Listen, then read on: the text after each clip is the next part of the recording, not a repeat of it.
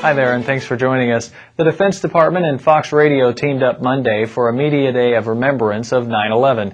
KLVI Beaumont 560 AM Talk Radio sent their morning DJ, Al Caldwell, to New York City to do his morning show from Ground Zero.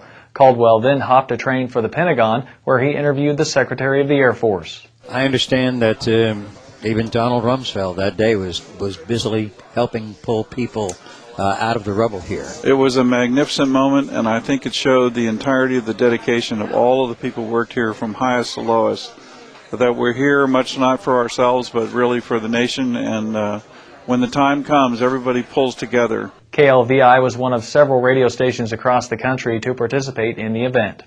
Air Force medical personnel are in Colombia providing medical care to those in need. Staff Sergeant Lee Hoover was with the team when they arrived at their first stop and began setting up operations. A 14-man medical team traveled Monday to Popayán, Colombia, where they'll be for the next 2 weeks giving medical care to the Colombian population during a medical evaluation and readiness exercise, or MedReady.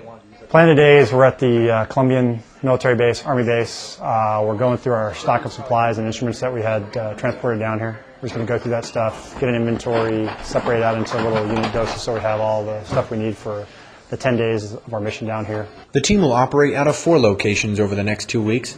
Lieutenant Colonel Gerasi has been on a few MedReady missions and says they showcase what America is all about. The support that we provide, a lot of these countries, they don't have that kind of support. It's certainly extends the goodwill of the United States military and the United States as a whole. We represent that, and I think that's pretty much our mission on these humanitarians, MedReady. The team see their first patients Tuesday. They expect to see up to 700 patients a day. Staff Sergeant Lee Hoover, Popayán, Colombia. For more on today's top stories, log on to Air Force Link. As of September 1st, first-term airmen no longer have to apply for a career job reservation, or CJR.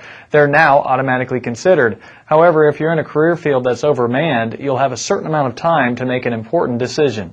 At the 150-day point prior to their DOS, they'll have the opportunity to either apply for retraining into one of the shortage AFSCs that the Air Force needs, or should they not wish to pursue retraining opportunities, they'll be projected for separation upon their DOS. The CJR window for 4-year enlistees starts on the 35th month, and for 6-year enlistees it starts on the 59th month. Basically, 150 days prior to your separation date, you'll have to retrain or separate if your AFSC is overmanned.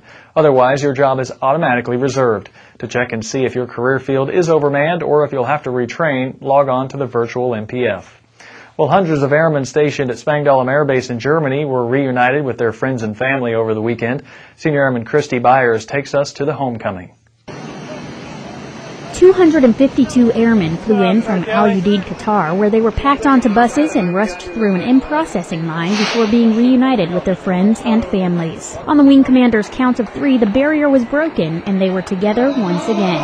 Since 9/11, a lot of Americans have been serving and sacrificing. These are the latest right here that you're seeing. You can see the families, very excited families and kids who've also been serving and sacrificing.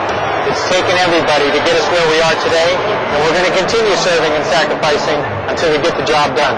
These airmen and their families know the cost of freedom, sacrificing precious memories of birthdays, anniversaries, and holidays. So far, 990 airmen from the base have been separated from their loved ones in this rotation alone. Senior Airman Christy Byers, Spangdahlem Air Base, Germany. And finally, the T-3A Firefly aircraft is headed to the scrapyard. The Air Force decided to dispose of the T-3s, a former training aircraft that's been grounded for more than a decade due to safety concerns. By the end of the month, 110 T-3s will be completely destroyed, with the scrap metal value used to offset the disposal cost. For Around the Air Force, I'm Tech Sergeant Michael Knoll. Thanks for joining us.